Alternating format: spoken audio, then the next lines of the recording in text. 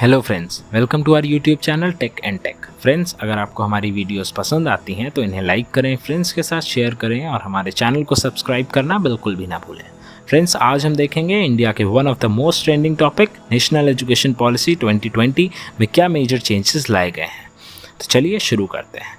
तो सबसे पहले एजुकेशन पॉलिसी के बारे में जान लेते हैं। हमारी कंट्री में एजुकेशन पॉलिसी सबसे पहले 1968 में पास हुई थी, देन उसको रीडिज़ाइन 1986 में किया गया था, फिर उसको अपडेट 1992 में किया गया एंड अब एक लंबे अरसे के बाद ईयर 2020 में एक नई education policy government of India ने पास करी। इसमें स्कूल लेवल्स पे कुछ मेजर चेंजेस लाए गए हैं, जिसमें फर्स्ट चेंज हमारा है transforming circular and pedagogical structure. मतलब कि जो हमारा ट्रेडिशनल एकेडमिक स्ट्रक्चर 10+2 लर्निंग का था, उसको रिप्लेस किया गया है न्यू एकेडमिक स्ट्रक्चर के साथ, जिसमें कहा जा रहा है 5+3+3+4 का अप्रोच फॉलो करने की बात, जो कि काफी ज्यादा सिमिलर है वेस्टर्न कल्चर के। अर्थात जो एजुकेशन पहले 6 इयर्स से शुरू होती थी, अब वो 3 इयर्स से शुरू हो जाएगी, जिसमें 4 स्टेजेस आएंगी। पहली stage foundational stage 3 to 8 years child के लिए, जहाँ पे पहले 3 to 6 pre schools and then अगले 2 साल class 1 and 2। Then next stage is preparatory stage, जहाँ पे एक्टिविटी बेस्ड क्लासरूम लर्निंग पे फोकस किया जाएगा। Then class 6 to 8 next 3 years which will be middle stage and then later अगले 4 साल class 9 to 12। अब दूसरा चेंज आया है which is medium of instruction. इसको मैं चेंज नहीं कहूँगा, इस पे बहुत बहस हो रही है हर एक न्यूज़ चैनल पे, बट इसमें कुछ भी ऐसा नया नहीं है। इसमें सिर्फ इतना कहा गया है कि फर्स्ट 5 क्लासेस तक जो भी लैंग्वेज उस रीजन स्पेसिफिक के अकॉर्डिंग उसको एक बच्चे को पढ़ाई करवाई जाए। अर्थात क्लास 5 तक एक स्टूडेंट को उसकी रीजनल लैंग्वेज या उसकी होम लैंग्वेज या मदर लैंग्वेज कह लीजिए, जो भी सूटेबल लैंग्वेज हो उसमें पढ़ाई करवाई जाए। इसमें ऐसा कहीं नहीं कहा गया है कि ये कंपलसरी है, और ना ही ये कहा गया है कि इंग्लिश का एक्सटिंक्ट हो जाएगी हमारे इंग्लिश मीडियम स्कूल से। ऐसा बिल्कुल होने वाला नहीं है। तो नेक्स्ट जो सबसे अच्छी बात इसमें कही गई है ECCE, मतलब early childhood care and education की बात इसमें कही गई है, जिसके अकॉर्डिंग 2030 तक ये इंश्योर करना है कि जब तक एक बच्चा ग्रेड 1 अर्थात क्लास 1 तक पहुंचे तो वो स्कूल रेडी होना चाहिए। देन नेक्स्ट पॉइंट इसमें ये कहा गया है कि RTE एक्ट को एक्सपैंड करने की बात कही गई है। What is RTE act? RTE is right to education act, जो कि पहले 6 to 14 years age group children के लिए ही वैलिड था।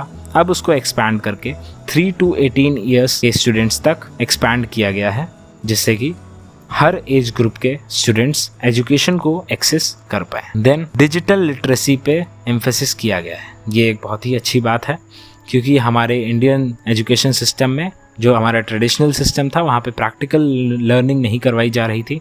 तो इस चीज़ को कैटर करते हुए हमारी गवर्नमेंट ने ये कहा है कि क्लास 6 से ही प्रैक्टिकल लर्निंग का अप्रोच फॉलो किया जाएगा, और ये चीज़ स्पेसिफिकली मेंशन करी गई है कि computer programming, computational thinking, ethical and moral reasoning, ये ऐसे सारे सब्जेक्ट्स क्लास 6 ऑनवर्ड्स ही बच्चे को पढ़ाए जाएंगे। सेकेंडली, जो हमारा एक ट्रेडिशनल सिस्टम था जिसमें क्लास 11th में पहुँचते ही, या अगर हम किसी और बोर्ड की बात करें तो क्लास 9th में पहुँचते ही एक स्टूडेंट को चूज़ करना होता था कि वो साइंस पढ़ेगा या कॉमर्स पढ़ेगा या ह्यूमैनिटीज़ पढ़ेगा। तो अब गवर्नमेंट ने इसे कुछ हद तक ख़त्म करते हुए ये कहा है कि एक स्टूडेंट के पास पूरी लिबर्टी है कि वो कौन सा सब्जेक्ट चूज़ करना चाहता है। वो तो पहले भी थी, हाँ बिल्कुल थी, बट इसमें ये डिफरेंस है कि जैसे अगर मैंने मैथ्स ली है अपने क्लास 11th में, तो मैं मैथ्स के साथ कॉमर्स के भी कुछ सब्जेक्ट्स पढ़ सकता हूँ अपनी चॉइस के, आर्ट्स के भी कुछ सब्जेक्ट्स पढ़ सकता हूँ अपनी चॉइस के, और बायोलॉजी भी पढ़ सकता हूँ अगर मैं चाहूँ तो, विच इज़ वेरी ग्रेट। इसके बाद टीचर्स के रिक्रूटमेंट एंड डिप्लॉयमेंट पे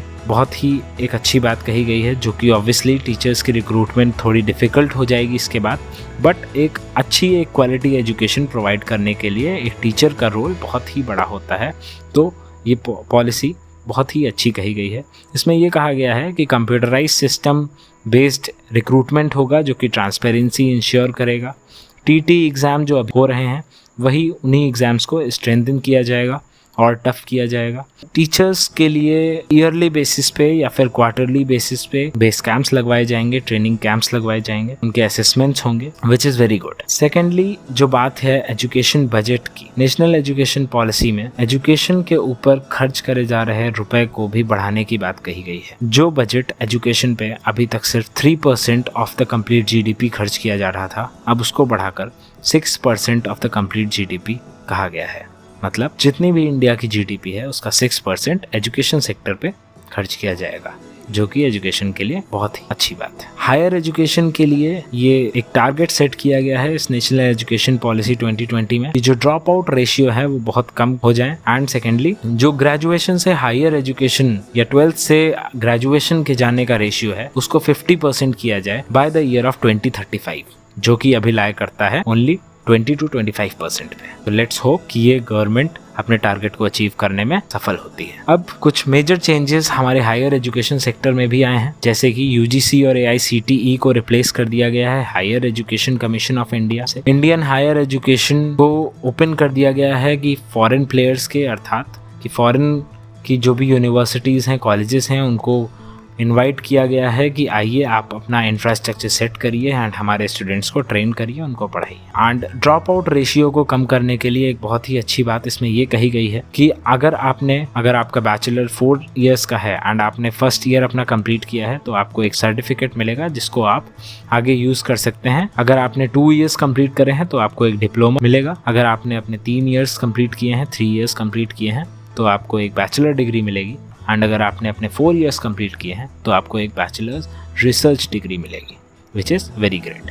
अब मास्टर्स प्रोग्राम को परस्यू करने के लिए एक फ्लेक्सिबिलिटी लाई गई है। वो फ्लेक्सिबिलिटी क्या है? वो फ्लेक्सिबिलिटी ये है कि अगर आपका बैचलर्स 3 इयर्स का था एंड आप अपने रिस्पेक्टिव डोमेन में ही मास्टर्स परस्यू करना चाह रहे हैं तो आपका मास्टर 2 इयर्स का होगा, एंड अगर आपका बैचलर्स 4 इयर्स का था तो आपका मास्टर्स उस डोमेन में ही 1 ईयर का रह जाएगा, which is also very great. कुछ पॉइंट्स को कैटर नहीं किया गया है इस एजुकेशन पॉलिसी में, जहाँ पे जैसे कि हम बात करें इकोनॉमिकली वीकर सेक्शन की या फिर कॉमर्शियलाइजेशन ऑफ एजुकेशन की, तो इन पॉइंट्स को कैटर नहीं किया गया है, क्योंकि आज हम देख सकते हैं प्राइवेट यूनिवर्सिटीज़, प्राइवेट कॉलेजेस जैसे चाह रहे हैं वैसे फ़ीस स्ट्रक्चर क्रिएट कर रहे हैं। तो इस चीज़ को कैटर नहीं किया गया है, जो कि एक जो एक्सेसिबिलिटी है हर स्टूडेंट तक, इर्रिस्पेक्टिव कि उसके पास फाइनेंशियल कंडीशंस कैसी हैं, वो चीज़ें कैटर नहीं हो पाई हैं। उनको एजुकेशन कैसे पहुंचाई जाएगी इस बारे में कोई बात नहीं करी गई है। कॉमर्शियलाइजेशन इस एजुकेशन का फिर से किया गया है, क्योंकि हमारे कंट्री के गेट्स ओपन कर दिए गए हैं फॉरेन प्लेयर्स के लिए कि आप आइए यूनिवर्सिटी सेटअप करिए, जो कि कंपटीशन बढ़ाएगा। ऑल्दो क्वालिटी बढ़ सकती है बट एक्सेसिबिलिटी में मुझे डाउट है थोड़ा सा। That's all. ये कुछ मेजर चेंजेस थे जो कि नेशनल एजुकेशन पॉलिसी 2020 में किए गए हैं। इसके अलावा एक मेजर चेंज जो मैं बताना भूल गया वो ये कि ऑनलाइन लर्निंग पे फोकस किया जा रहा है, which is also very good. Virtualization हो रहा है हर चीज का, which is very good, and education का भी वर्चुअलाइजेशन होना